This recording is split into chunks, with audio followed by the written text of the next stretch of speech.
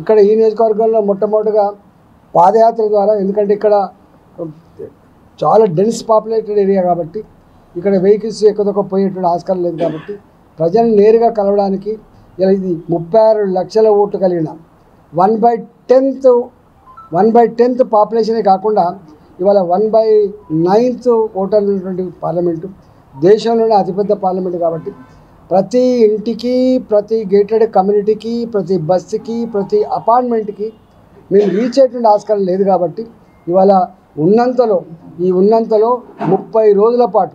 క్షణం తీరిక లేకుండా పొద్దున్న నుంచి రాత్రి వరకు పాదయాత్రల ద్వారా కావచ్చు, లేదా మోటార్ సైకిల్ యాత్రల ద్వారా కావచ్చు, లేదా బస్సు యాత్రల ద్వారా కావచ్చు, ఏదైతే దాంతో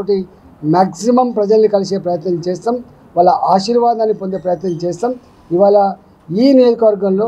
కలిసికట్టుగా ఇతర పార్టీలకు వీళ్ళు డిపార్ట్ రాని పద్ధతిలో భారతీయ జనతా పార్టీ గెలిపించుకోవడంలో మేము ముందుకు పోతామని చెప్పి మేము మనం చేస్తాం.